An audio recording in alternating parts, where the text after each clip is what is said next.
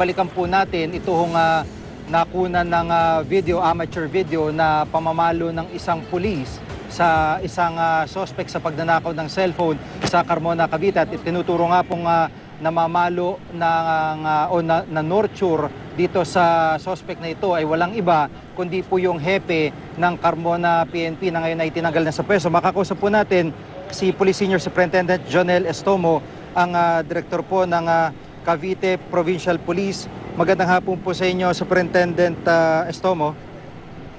Magandang hapon din po, sir. Apo. Sir, dito po sa nangyari, bukod do sa pagtatanggal sa pwesto, ano na po bang ginawa ng Cavite PPO dito po sa dating hepe ng Carmona PNP? Actually, aside from narinig po siya, ako po inutusan ng aking regional director, General Richard Albano, para sa mabilisang investigasyon upang harapin kung anong administrative liability meron ang hepe ng Carmona. Sa kaninang hapon, pinasa ko na po yung aking rekomendasyon kay General Albano na aking rekomenda na yung hepe ng Carmona, si Chief Inspector Jigger Luceda at dalawang pulis to be subjected for pre-charge evaluation. Yun po. Apo.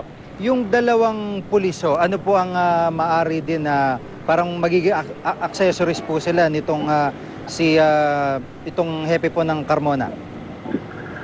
Sa nakikita ko, lumabag po sila dun sa Rule 21, Paragraph A, Section 2, na kung saan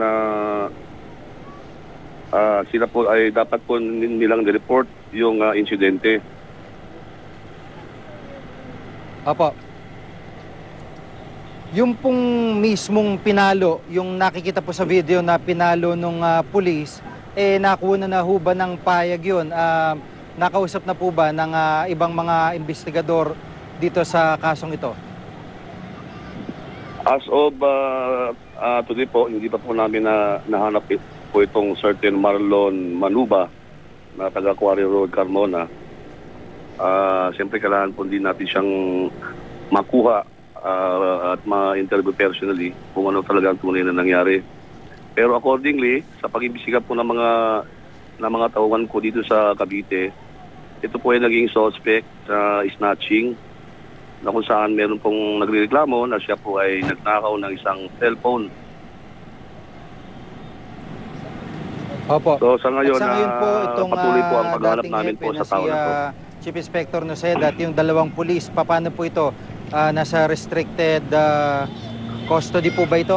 Paano po ang status itong tatlong ito? Sa ngayon, restricted custody po dito sa kampo. Nagre-report po sa akin si Major Luceda. Kasama na rin po yung dalawang pulis.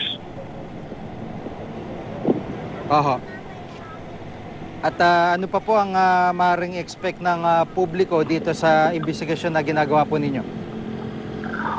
Of course, with the coordination with the human rights, also nag-imbestiga rin po yung human rights at yung aming IAS ng PNP.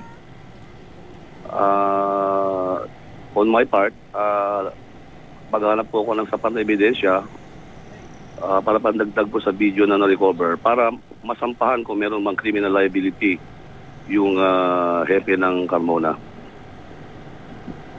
Opo, maraming salamat po sa pagkakataon si Police Senior Superintendent Jonel Estomo. Thank you rin po. Thank you. Ng Cavite Provincial PNP. Maraming salamat.